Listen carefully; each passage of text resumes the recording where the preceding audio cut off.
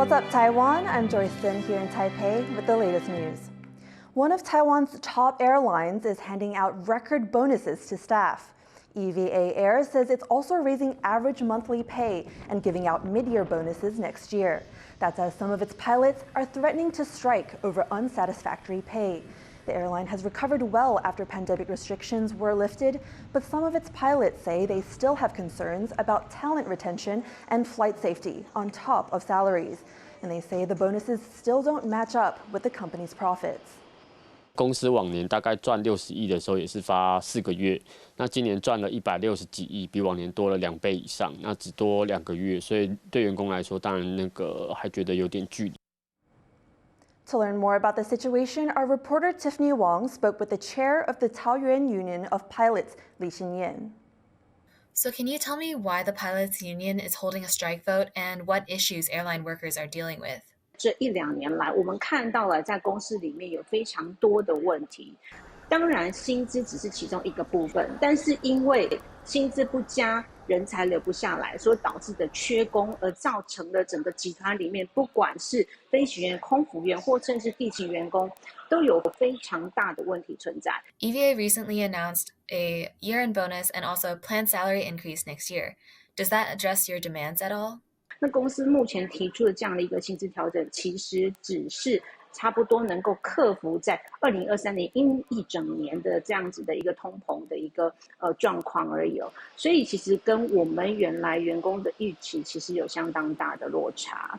但是目前来讲，我们看到的是，那公司虽然提供了一个加薪，但是非常非常微薄，甚至我们可以说是施舍。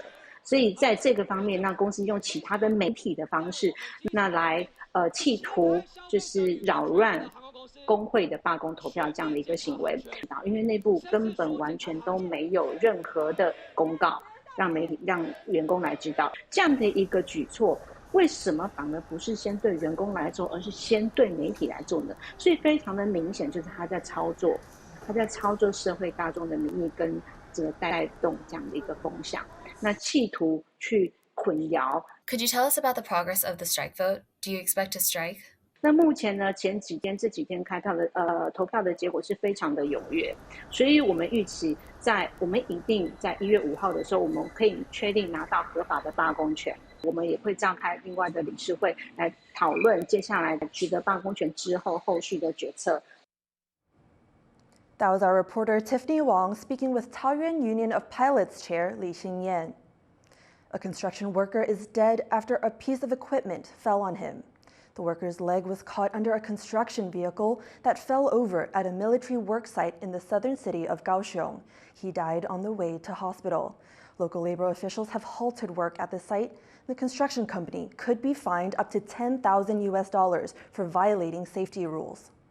事前调查作业场所的地质地形状况，也没有采取必要的措施来防止作业机械的翻覆，而且作业时也没有禁止人员进入操作半径或者是附近有危险之余的场所。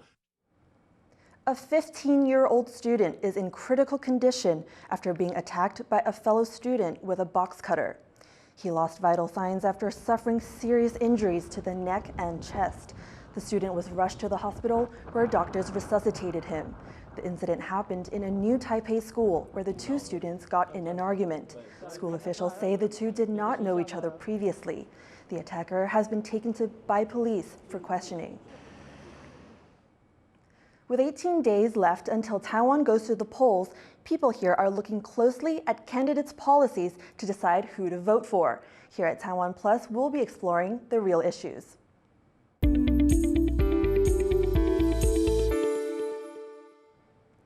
Taiwan's low fertility rate looms over all facets of society. Addressing the shrinking population will need to be a top priority for the next president if Taiwan is to have a future. Eric Gao explains. There's an existential crisis facing Taiwan, and it isn't the Chinese military. The nation's on course to overtake South Korea as the country with the world's lowest fertility rate. Current projections suggest Taiwan's population could fall by as much as 40% by the year 2070. But as election day nears, the presidential hopefuls say they can bring the country back from this cliff edge. For Lai Ching-de of the ruling Democratic Progressive Party, access to childcare is key. Despite the low fertility rate, getting affordable care can still be difficult.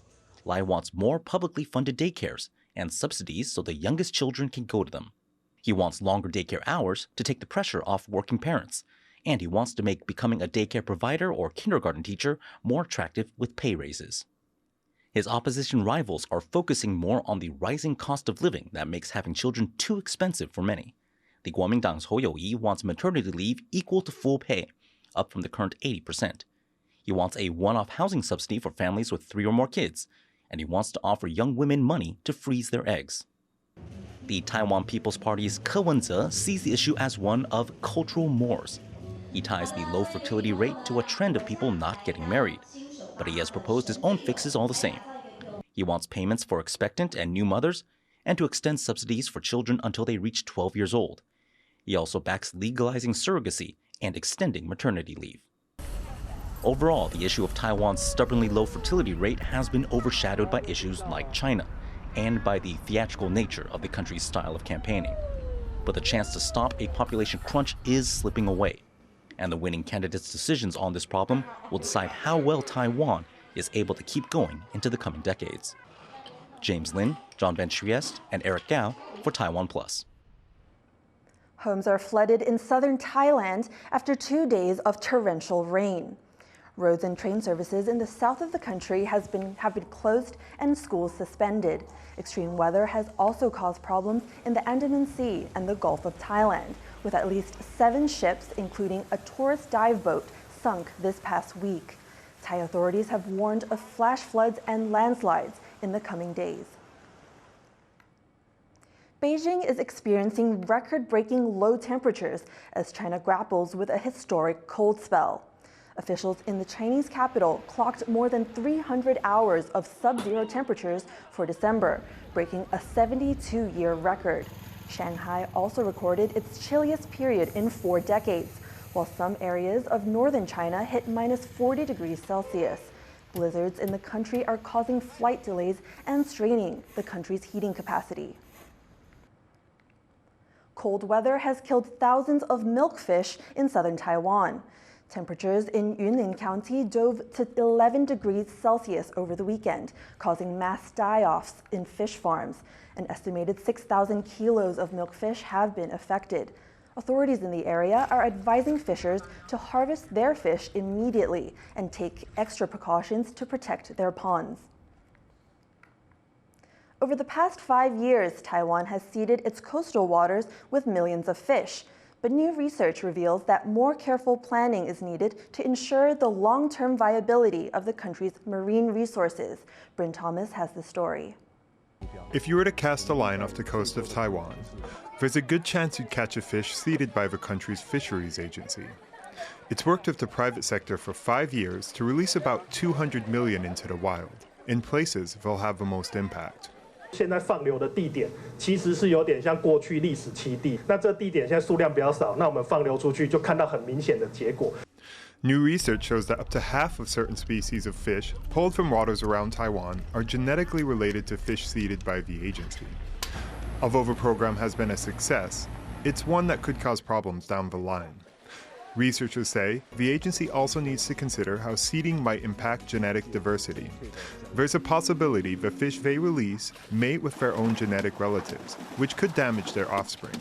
This means more genetic testing is needed so measures can be put in place to control who can seed where. 透过检测鱼苗的遗传多样性，也能够确保说这些鱼苗它是不会造成野外的基因的窄化。 And inbreeding isn't the only challenge Taiwan's fisheries are facing. It also needs to be careful when introducing fish into ecosystems without the capacity to handle them. 选择正确的物种，而不是说这些物种我们放到海里面去影响到海洋的生态，跟影响到整个物种的均衡。 That's why the Fisheries Agency is taking measures to ensure sustainable practices. Starting next year, it'll introduce licensing laws and fines for private companies that don't follow seeding regulation. It's all part of an effort to make sure that, moving forward, there'll be plenty more fish in the sea. Eason Chen and Bryn Thomas for TaiwanPlus. If you're a die-hard meat eater, this story might not be for you. A new veggie product has hit the streets of Taiwan, and Sally Jensen takes a look.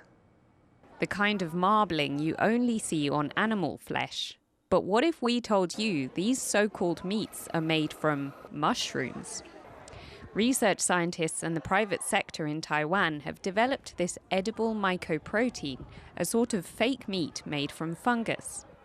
And it's a big hit among first-time tasters. 感觉不出来它是素食的，对，真的像真的肉一样。它的口感比市面上鸡米花再更扎实一点，然后吃起来没有说那么油。Using 3D printing technology, the texture and taste of this fungi-based fake meat can be achieved in just 3 days. Compare that to the 7 months, massive amounts of water, land and feed it takes to raise a pig, only to send it to the chopping block for a potentially cancer-causing roast dinner. Schools are joining in with industry on this new 3D printed mycoprotein trend, adding veganized items like ice cream, popcorn chicken and hot dogs to the menu. 我们现在把它应用到连冰淇淋都在做，还有做面包、做烘焙。 For those who are already veggie, mycoprotein may not be much more than a fun new option. But for hardcore meat eaters, it's a kinder, healthier alternative to the often harmful food products they know and love. Ryan Wu and Sally Jensen for TaiwanPlus.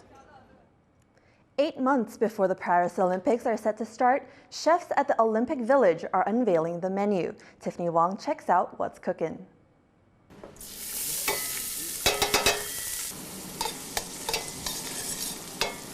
An Olympian challenge. Chefs in France are gearing up for the 2024 Olympic Games, perfecting a menu of over 500 dishes to keep athletes in top shape and satisfy their appetite. The Paris Olympics will run for 2 weeks next year, starting in July, with the Paralympic Games to follow. And chefs will have their work cut out for them, but they're pulling all the stops. 15 000 athlètes, 40 000 repas jour, tout ça pour 206 délégations. Donc c'est un vrai challenge culinaire, un vrai défi logistique. Nous, notre objectif, c'est de participer à la performance des athlètes. France is well known for its cuisine, which chefs will be sure to represent on the dinner table. But they also want to make sure there's something that suits athletes' diverse tastes. Each dish will be judged by the Olympics Organizing Committee, as well as the athletes themselves. They can leave comments on a survey to help chefs develop the dish. Donc on note on a scanné ce petit QR code avec un questionnaire où on note l'aspect visuel, gustatif et puis la recette globale. On fait aussi des commentaires plus précis. Puis on recevra un compte rendu où on verra ce qui a été pris en compte, mais ça va même plus loin que la nourriture. On s'intéresse à comment les allergies sont présentées, les plats dans lesquels c'est servi, parce qu'il y a aussi tout l'aspect accessibilité qu'on n'oublie pas de prendre en compte, que ce soit pour la période olympique ou la période paralympique. Next year's Olympic menu will emphasize vegetarian options, while keeping in mind athletes' nutritional needs. The chefs say a third of the protein served will come from vegetables. Certains des sportifs qui sont plus musclés vont avoir besoin d'un peu plus de protéines que d'autres disciplines où c'est vraiment des petits gabarits. Donc à partir du moment où on a un buffet et qu'il y a une grande diversité, chacun va pouvoir adapter ses apports en fonction de ses besoins. And with over 500 dishes to choose from, athletes will surely be able to find something to suit their palate in Paris and fuel world-class performances. Leon Lian and Tiffany Wong for TaiwanPlus. Thank you for watching What's Up Taiwan. You can visit us on our website and social media for more of our stories. Before we go, take a look at Parisians taking a yoga class with puppies. I'm Joyce. Take care, and I'll see you next time.